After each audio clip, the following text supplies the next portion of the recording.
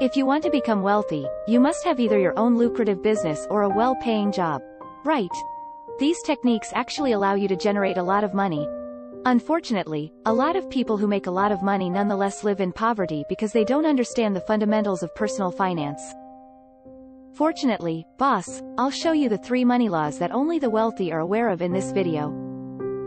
If you haven't already, please subscribe to the channel right away because what you'll find there might just transform your life. The first is the expectation principle. Anyone can become wealthy, it only takes a little bit of time. But the majority of individuals don't believe they will ever be wealthy. They may have grown up in poverty and never learned how to take control of their own financial position. Although it's the first step toward achieving financial freedom, the majority of people don't realize that their attitude is one of the major factors in their financial success. Don't invest any effort in creating or maintaining a bright financial outlook as a result. Unfortunately, a lack of confidence brought on by this dismal financial picture might prevent people from taking even the most fundamental steps to better their financial circumstances.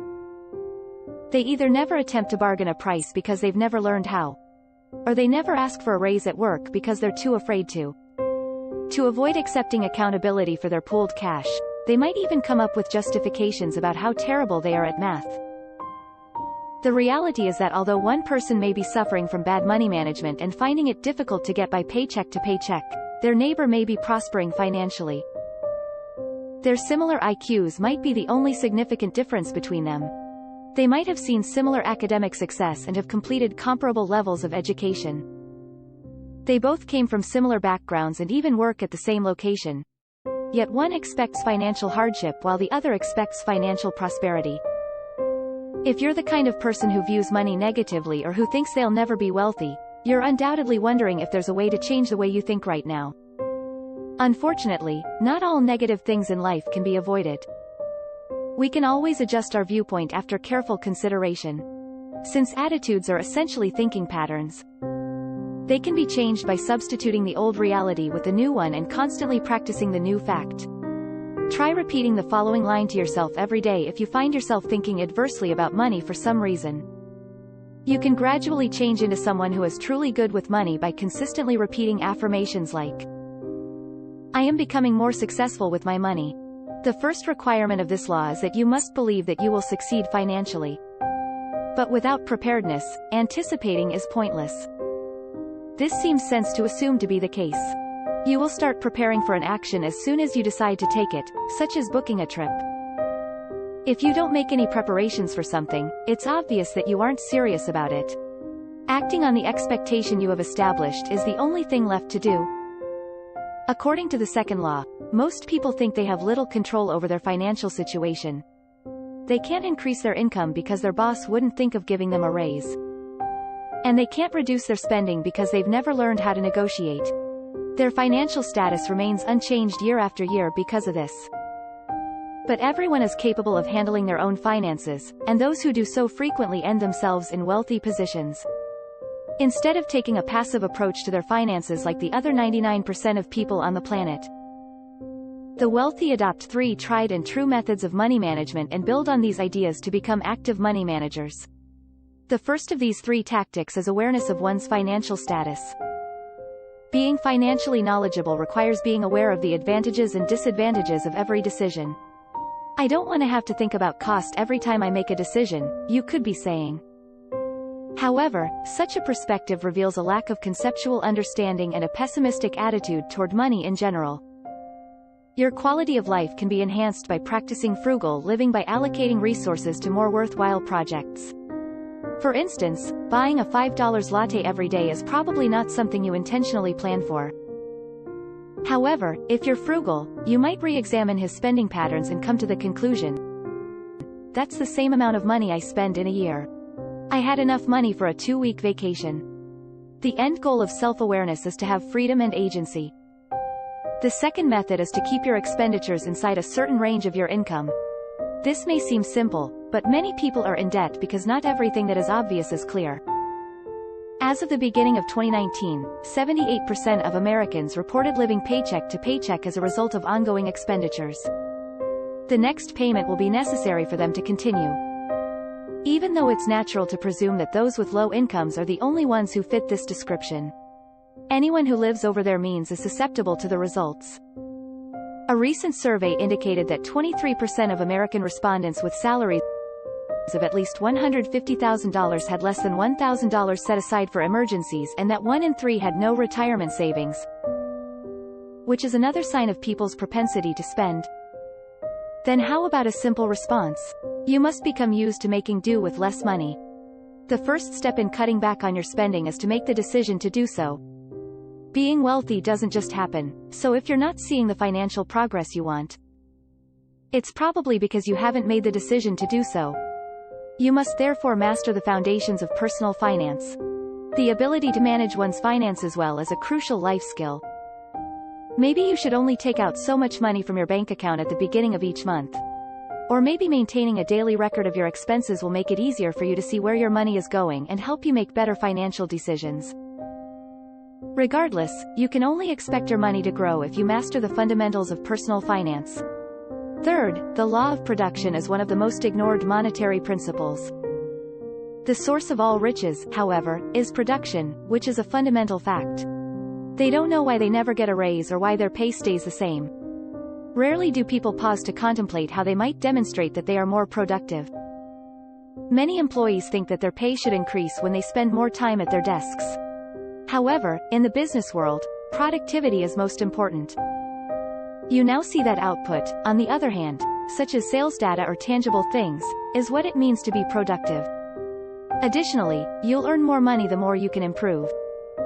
I constantly hear it from business owners, and it's a familiar refrain. They emphasize their desire for everyone to work for themselves, even for a short time. This is frequently stated because the speaker wants the listeners to understand how directly employee productivity affects an employer's ability to pay them. The fact is that if an employee isn't making a financial contribution to the company, the employer simply cannot afford to pay their salary. Workers sometimes give their own time an excessively high value when, in truth, only the things we do with that time matter. So what's the point of going on? Maybe all you're considering is that the greatest approach to increase your income is to be more productive. There are many ways to increase your own productivity, which is why tech behemoths like Apple and Microsoft employ tens of thousands of people. The more items they can produce, whether they laptops, tablets, or smartphones, the more money they can make. Despite the fact that not everyone will be actively involved in every area of life at all times, I think your productivity as a worker, a businessperson, and an investor is quite important. However, a sizable portion of people engage in all three activities during the course of their lifetimes. Let's go over each of the three once more. How to increase productivity at work is number 1. This is true for any sector or profession. You should first think about what new skills you could learn to make yourself more valuable to your existing firm before answering the question, what can I do to increase my income if I want to keep my current job? Take into account the factors that led others who earn more than you to success. Can you attain the same degree of education that they have? Ask your higher-paid employees about the 10 evening classes they took to get where they are if you want to know how they got there. Make yourself indispensable and master these skills even if you can't perform them and get compensated for them where you are. Then, look for a job that will compensate you for your new abilities. Don't merely accept a steady increase in your pay. The fact is, I've come to realize that there are instances in which your company will intentionally want to raise your pay. You're all set. Your boss will be open to raising your pay if you can assist the business generate more revenue. What if you asked your manager, what can I do to earn a higher wage? And got nothing but silence in response.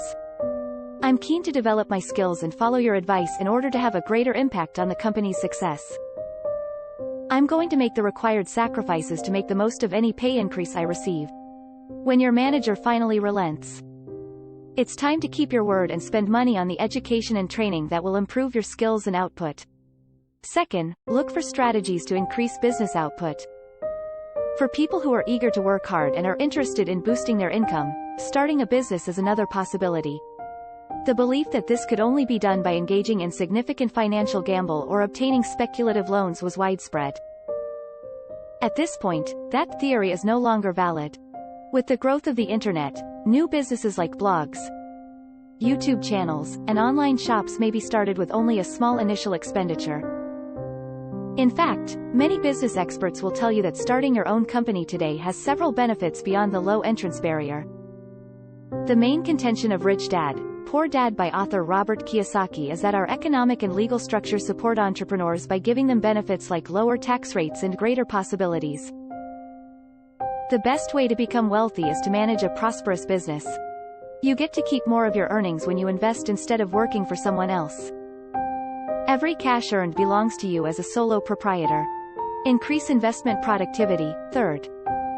Many times, the advantages of being a business owner over an employee go unappreciated. However, compared to other sources of income, investments have the biggest potential for profit. Unfortunately, a lot of prosperous businesspeople pass up the countless investment chances that pop up every day. Investment income has incredible potential even at average rates of growth. But many individuals are turned off by the reality that the majority of outstanding investments demand significant amounts of patience and self-control. You can accumulate $1 million in your account in much less than 40 years if you put $200 into a Roth IRA each month and invest it in an index fund that follows the stock market. With this impressive investment strategy, almost anyone may be successful. However, keep in mind that the market's growth rate at the time was typically around 11%.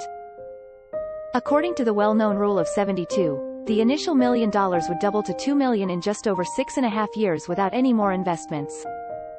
There is no other way that I can think of to make $1 million with as little effort.